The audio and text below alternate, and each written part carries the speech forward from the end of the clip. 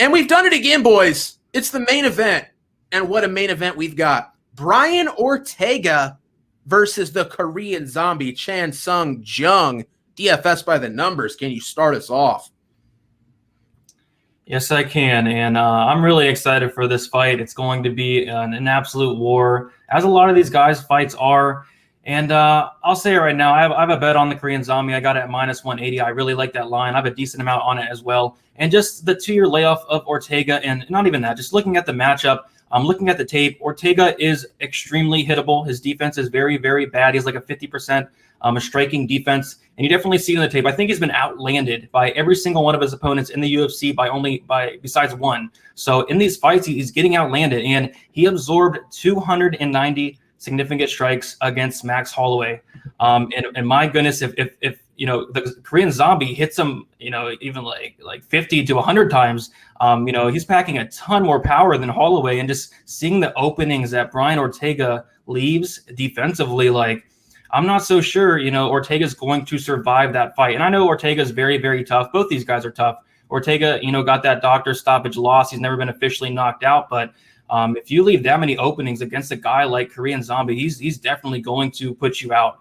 And the Korean Zombie is someone who I really like. He's an absolute animal. I mean, the last time he won a decision was in 2008. This guy has been on an absolute run. And he had that 3-year layoff after that Jose Aldo fight, a fight where he hurt his shoulder, got finished, and he came back and he looked better than ever. And there's a lot of question marks. A lot of people were kind of, iffy about him, and he looked fantastic. His takedown defense looked improved. I don't think he's been taken down since 2014. So, yeah, I really like Chan Sung Jung in this fight. I don't really think this is going to touch the mat, and for a couple of reasons. For one, the Korean Zombie's takedown defense is very, very good. And for two, Brian Ortega, his wrestling is pretty bad. It's 16% takedown accuracy, and you don't see him really going out there trying to get the takedown. So if this is going to stay standing like I think it is, you really have to go the Korean Zombie here all day. He's very durable.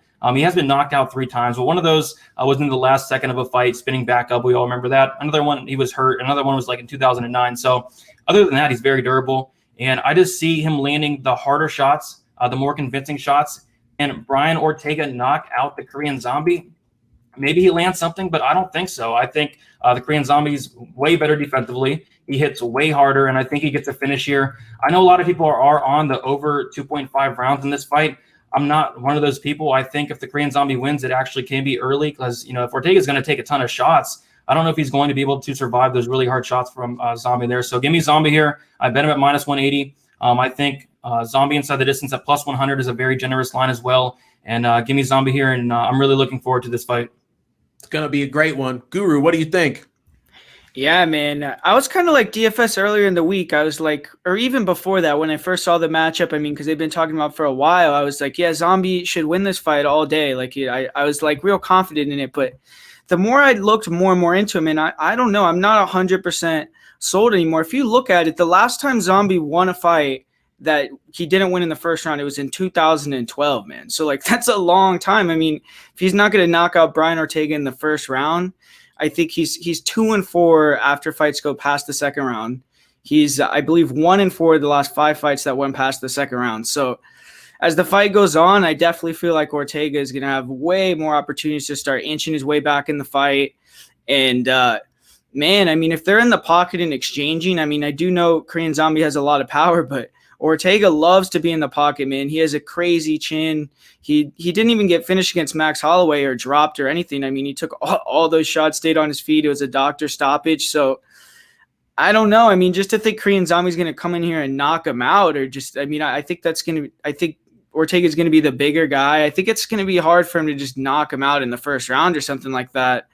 And, even when you watch his fight with Yair, I do think that was probably the best performance of his career when you look at it. He did beat Frankie Edgar. He beat Moicano, but Moicano moved up to 55. Frankie moved down to 35, and Frankie's kind of at the tail end of his career. With Yair Rodriguez, that was a top 5, maybe top 10 guy in his prime, and he beat him 4 of the 5 rounds. But that fight, there was they were staring at each other, especially in the later rounds, looking at each other, and you could tell they both slowed down significantly in the fight. One thing you could say about Ortega is he's not going to get tired. He's going to get better as the fight goes on, man. And I don't know. Something's just pushing me. I mean, I was real confident in picking Korean Zombie, but the same thing, like they've had this whole thing with Jay Park, and this could be an emotional thing where if Zombie stays on the outside, uses the jab, the low kicks, and counter punches, and keeps Bryan at range, I think he'll probably be able to dominate the fight. But if he gets emotional in there and exchanges in the pocket, things like that, I mean, it turns into a 50-50 fight really quick, man. And like I said, I mean, after the first round, it's kind of an iffy proposition with Zombie getting the win. Ortega gets better as the fight goes on. So, I mean, Ortega's a super tough guy. I just don't think that he's going to get finished in the early part of the fight. So I'm gonna go with Bryan Ortega to get a fourth round submission or TKO. Wow. The twist from Guru. Cody Saftik, what do you think? Yeah, I honestly don't think that's that crazy of a take. I think Bryan Ortega is a live dog, considering everybody's on Korean Zombie. Everybody's talking about Zombie. He's got the significant striking advantage, and he's going to just be able to piece him up. And the last time we seen Bryan Ortega, he's hit 290 times. It's a life-changing beating. And that's 2 years ago. Then he gets booked against Zombie a year ago, and he tears his ACL. Like, why would you want any part of this guy? This is how it's going to go down. He's going to go out there. Zombie's just going to go pick him apart, probably stop him within 2 rounds. Easy, right? Wrong. I don't think it's that easy. Here's the thing you got to realize about Bryan Ortega. Bryan Ortega is a guy that makes improvements really, really, really fast. You look at his jiu-jitsu career. He goes from white belt to black belt very fast. He goes to black belt. He becomes a world champion grappling very fast. He's very good grappler. You see him come to the UFC, same thing. He's losing all these rounds. He's losing 2 rounds to Thiago Tavares. He's losing to Diego Brandao. He's losing to Clay Guida. This guy's not all that good, man. But he comes back every time in the 3rd round. He comes back in the 3rd round because he's developing. He's getting better. Now, the striking, never part of his arsenal whatsoever. But you'd see these clips. Remember that clip his boxing coach says, if you actually want to get good at striking, drop all your friends. Stop hanging out with all your friends and just box. Box is what your life's going to be now. And that's all he does. Starts boxing. You see him go into the Frank Yeager fight. He knocks out Frank Yeager. Now, that was a feather in his cap because Frankie had never been knocked out. I mean, he'd been almost knocked out a couple times by Gray Maynard. But he was known for his cast iron chin, his durability. Nobody saw that. But it's the improvements from Bryan Ortega. Now, here's my concern now. It's a narrative. My concern is the 2 years off on the sidelines.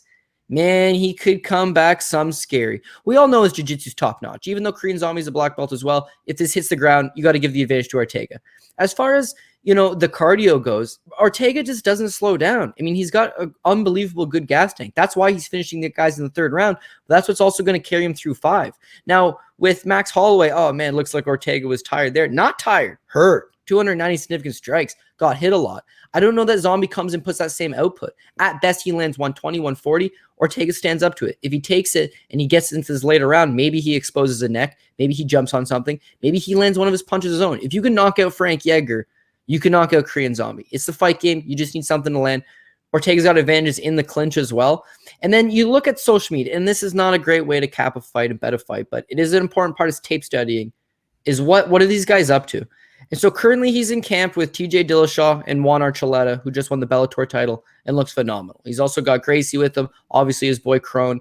And it just looks like, man, he's in good shape. Now, he shows up to the weigh-ins today. People say he cut the hair to make weight. Not true. He did look a little zapped. He did look a little frail. But as we talked about earlier in the show, that's not indicative of what you're going to see. Just because the guy looked a little drained, a little zapped, first time cutting weight in 2 years, we can write him an excuse. The main thing is that this guy does have good cardio. He's not particularly a giant featherweight, so I don't think that it's going to be a massively tough weight cut. But I think that he's going to have opportunities the later this fight goes. So whereas earlier in the week, I got Zombie. Zombie's going to pick him apart. Now I'm not so sure. So here's the lean. I am starting to lean Ortega, but I'm not going to make a bet on it. I'm going to look for the live opportunity. If Zombie goes out there, beats him for the first 2, and Ortega's hanging around, maybe you can make a good plus money tag on Ortega. But beyond that, fight to go 2 rounds, I think is about even. I think I got to recheck here. But fight to complete 2 rounds, I'm feeling that. Even if Zombie goes out there and pieces Bryan Ortega up, we've seen that. Bryan Ortega got one hell of a chin. He can take it. As far as Bryan Ortega catching Korean Zombie in a submission, for as good as a submission threat he is, his submissions generally come later in the fights. He's not a first-round submission guy. He's a second, third-round submission guy. So, and Zombie's probably one of the better grapplers he's faced. So, to be honest with you, I got this fight completing 2 rounds, and I think that almost feels like the safest bet for me. It's over 2.5 is -103, and fight starts round 3, -130. So fight to start round 3 is minus 130. That's a better price than you're going to get on Zombie straight up. If you want to take the Ortega dog play, great. I just don't love supporting, getting behind a dog, 2-year long layoff. It's a narrative. I'm basing it on a narrative. He's training with really good guys. He looks in good shape. He was 27 the last time you saw him. He's 29 now. That's not shop worn. That's not over the hill. This kid could come back with a couple tricks in his pocket, and he already had good tricks. So I'm agreeing with Guru. I think that on a card where I don't like a lot of these dogs, Ortega would be what I would consider a live dog. He's going to be in it, I think. And seeing everybody back Korean Zombie, like I'm seeing very few people come out and say, I got Brian Ortega. It's just one of those spots. Everyone's feeling really comfortable. They're not like looking deep. They're not looking for like that extra edge. And that extra edge is cardio and submission game from Ortega and the variables that maybe he made those improvements. So I don't know, man.